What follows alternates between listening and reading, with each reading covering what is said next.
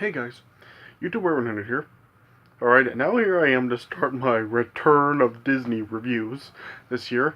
And yeah, I'm gonna start off with my reviews for, well, my countdown of reviews for my picks for the next top 10 best hand-drawn animated Disney movies. Alright, and now, well, starting off with my review for number 10, which is Mulan. So, I remember, back when when this movie was first released, I actually did have some pretty high expectations for it because, yeah, by the how the trailer looked, the trailer made this movie seem like it was going to be, pretty dark because, yeah, the trailer just, by the look of the trailer, this just really seemed like a real dark movie. Now, I'll put the trailer for this film down in the description if you want to watch it yourself, and so you can kind of see, how the trailer really made this movie seem. Yeah. So, like I said, I did have some high expectations for this film when it was first released. And so then, well, and yeah, I finally did watch this movie when it was released. And, really, this film really did not turn out the way the trailer made it seem like it was going to be. I mean, yeah, this movie really wasn't really that dark at all. I mean, yeah, and plus, yeah, this is really a film that I really didn't watch very much growing up because, like I said, when I first saw it, I just really felt kind of let down by it, seeing how the trailer made the movie really seem like it was going to be really, really dark, and it wasn't as nearly as dark as the trailer was making it seem. And so, yeah, so growing up, I really just didn't watch this film very much because this really just, I don't know, it just really wasn't like my film. Like, it really wasn't like something that I could really watch all the time. Really watch regularly like I could with a lot of the other films. And yeah, this is probably the, I think, oh, how can I say this? I really don't want to say it is the worst one, but yeah, this is probably I sometimes forget that this film was actually part of the Disney Renaissance because yeah, the film, yeah, this is was one the second to the last film of the Disney Renaissance, and Tarzan was the only film of the Disney Renaissance to come out after this one, and so yeah, and sometimes I kind of just forget that this film is actually part of the Disney Renaissance because, yeah, you may remember in my first countdown of reviews for the actual top 10 best hand-drawn animated Disney films, I did put a lot of films from the Disney Renaissance on that list. Like I had Tarzan, Hercules, Little Mermaid, Beauty and the Beast, Aladdin, and The Lion King. So yeah, I had a majority of my first list was for a lot of the films of the Disney Renaissance. Yeah, and this is just like I said, this is one that I just sometimes really forget because I really tend to overlook this film sometimes because just, yeah, it really wasn't the type of film for me growing up. But so yeah, and like I said, I just felt kind of let down by this film since it wasn't the style that the trailer was making it seem. So yeah, I really didn't watch this film very much growing up, but yeah, as I got older, I did watch this film, I did start watching it more, and yeah, I can kind of see now that it is still a really good film. Yeah, it's just, yeah, for the tone that this film has, the story that the film is telling, it is told pretty well. I mean, yeah, would I have liked to see it end up being as dark as the trailer was making it seem like? Yes, I would. But yeah, for the tone that this film has, it is still a pretty good film overall. I mean, yeah, it does have some a lot of really good things about it. And it has a pretty good cast of characters, and yeah, I watched Nostalgia Critic's Disney December review for this film, and he says that he feels that the film is okay, but yeah, the reason that he really just doesn't really seem to think as high of this film as a lot of other films that he does is just because his biggest gripe with this film was that the moral that this film tells, he's actually seen it done before, and this moral has been used before, and yeah, it has, but yeah, for the moral that this film has, it still does tell the moral pretty well. Like, if you can actually like put up with like seeing this type of moral done constantly, like this film has it, I mean, yeah, it is like still a really good film, and yeah, you'll probably like really enjoy it. And I do think that this film, overall, it is like a good film. I guess. I mean, it's not really like I wouldn't really like call it an actual like one of Disney's like greatest works ever, but yeah, it's still like a pretty good film overall. Yeah, you do have, of course, like all these. The characters in this film are like, well, quite a number of them are like have become real famous over the years. Like there's of course Mulan, there's Mushu, uh, Li Shang, and there's yeah, there's like the army of the men in the army. There's like Yao Ling and Jane Po. So yeah, it does have like some pretty famous characters, and yeah, they have like become like really popular over the years. And yeah, as far as the songs in this film go, I mean, I really don't like remember. I don't think the songs in this film really are that memorable, but there are like a couple of songs I do like. In this, there's "Honor to Us All" and "I'll Make a Man Out of You." Like those songs are like pretty memorable, but the rest, I really don't really remember them very much. And yeah, Nostalgia Critic like talked about how the villain in this film is probably the most forgettable Disney villain of all time. And yeah, I would probably agree. Like, do like how many of you actually really do like really remember the villain in this film? How many of you actually do remember Shan Yu? Like is he really like a Disney villain that you immediately think of? I mean, is he on along the lines of villains like Scar, Frollo, Gaston, Ursula, and like villains like that? Is Shane Yu in this film really like? Has he really had kind of like become really popular with Disney fans? I mean, because I really haven't seen anybody really like talk about Shang Yu and really say he's one of the greatest Disney villains ever. So, yeah, a pretty forgettable villain here. But yeah, I do like this film. I think it is like still a pretty good film overall.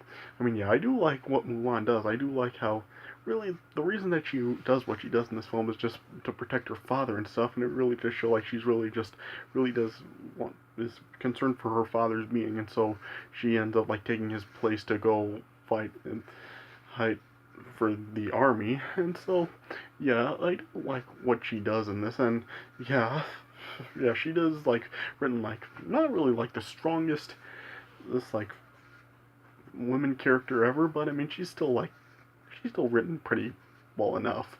So yeah, and of course like the film does have a few like a few big names providing the voices for this. In this film, like you do have Eddie Murphy as Mushu, there's Pat Morita as the Emperor of China, and yeah, you do have like quite the number of like Chinese actors providing voices for this film, and so yeah, and yeah, that's what this film is. Of course, also like set in China. They never actually do say what time period that this film is set in. And yeah, I have to assume that it is sometime like in like the old days of China. I don't really know exactly what time period this is in, but yeah, I have to assume like it is like a set a decent amount back years back. So yeah, they don't really say that, but so yeah, the film is like kind of like it does definitely have like quite the number of problems, but yeah, it is still overall a very enjoyable film, and it does tell the story pretty well.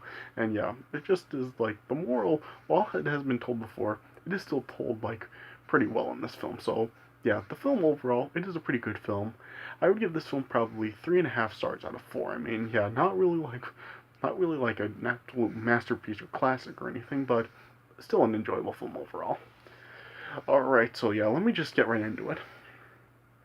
Alright, so the movie opens up in China, and then it's shown that there's an invasion by the Huns led by Shan Yu, and then after they invade, like, it's then just summoned that uh, an army will be formed for China, and it just is like a male from every family in China is gonna be summoned and to join the army, and then And yeah, Mulan then hears that her father, or Zhao, is that how it's said? He, since he's the only male in their family, he is recruited to join the army. And Mulan really didn't like it because her father was like really elder, and like he just showed that he really did not have the power that he used to. And so yeah, Mulan really was like didn't want her father to go into the army, and so yeah, she tried to like stop them from recruiting him, but he was basically just ending up being forced into joining. And so then like that night, then Mulan then decided to take his place, and so then Mulan ended up like cutting her hair, and then she also took her father's armor, and then yeah, she just then disguised herself as a boy, and then yeah, she then ended up setting off to join the army. And then yeah, the family then like quickly found out that Mulan had left and pretty much took her father's place. And then yeah, her father like couldn't go after her because yeah, it was revealed that if Mulan actually was like discovered, and it was discovered Mulan was actually a woman, she would be executed because apparently like that was some sort of law here that if a woman ends up like impersonating a man for the army, they'll end up being executed for whatever reason. So yeah, yeah, and then like just Mulan's grandmother then was just like praying to their ancestors to protect and watch over Mulan.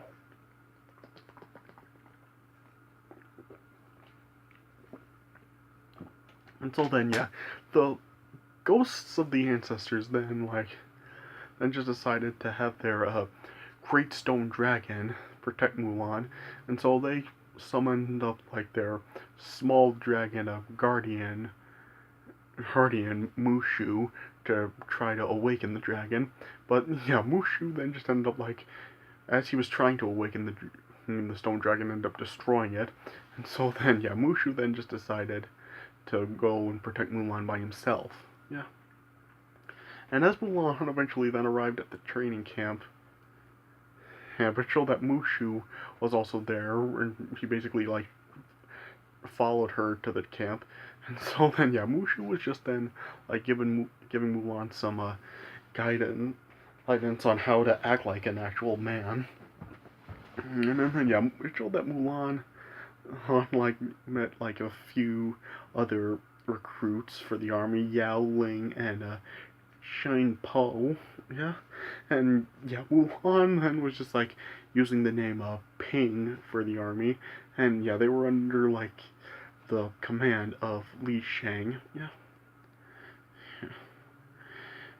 yeah, and then yeah, Mulan and the other recruits were then just like and like just starting to be trained up, and eventually like as Mushu just like wanted Mulan to succeed, then like Mushu then eventually just then like create like a fake order, making it seem like it came from Shang's father to like order Shang to just follow the main Imperial army into the mountains, and so then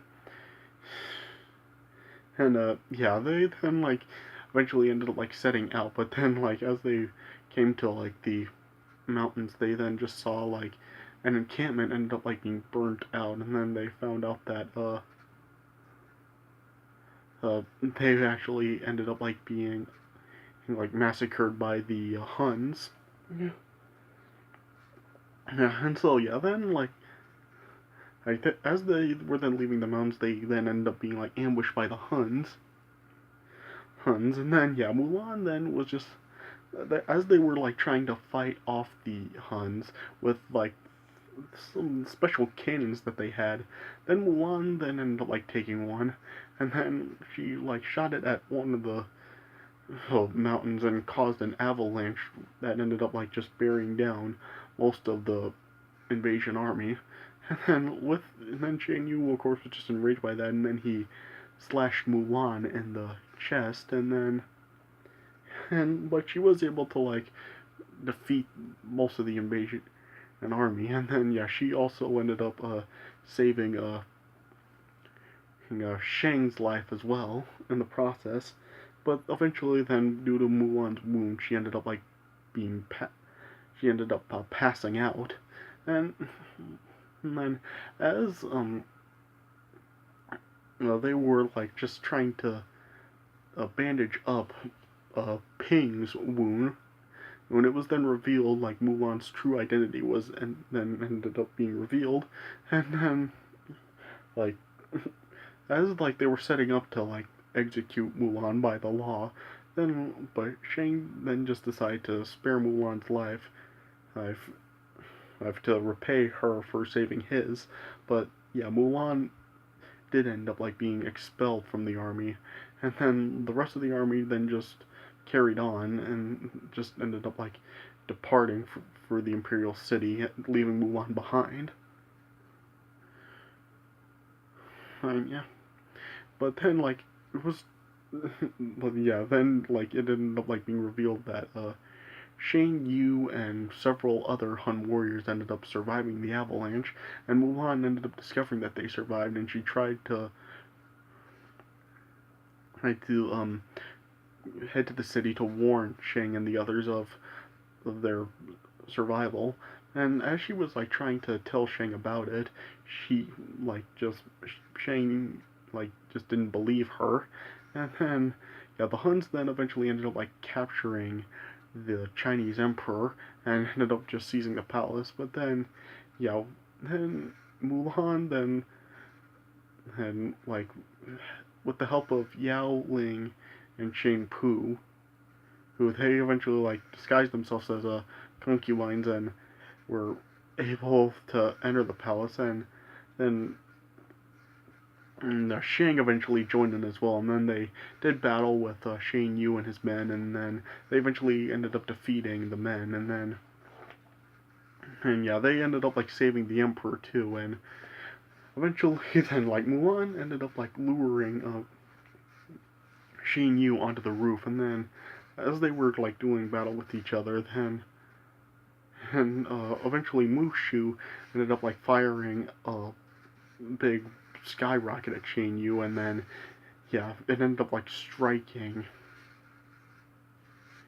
Shang Yu, and then yeah, he just ended up like being propelled into a fireworks launching tower, and then yeah, the explosion ended up like destroying him. Yeah. And then yeah, Mulan then ended up like being praised by the emperor, and then yeah, everyone in the city just bowed down to her in an unprecedented honor. Yeah. And then yeah, the emperor then just presented Mulan with a couple of gifts with his crest and also Shan Yu's sword, and he offered her or to be his advisor, but she ended up like declining the offer and then just decided to return to her family. And then eventually Mulan then ended up returning home and then presented the gift to her father, and then her father then just and embraced her, and yeah, Mulan's father just told her that the greatest gift of honor is having her for a daughter.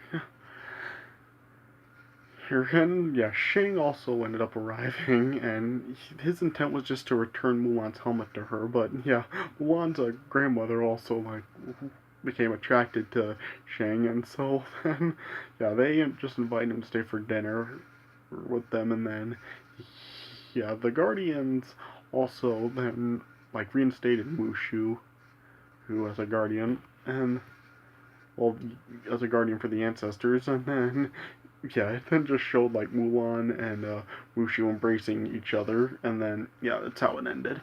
So yeah, like I said, this really was not one of my favorite Disney films growing up, and it really wasn't one that I really did watch all the time. But I mean, yeah, it still is like a good film overall.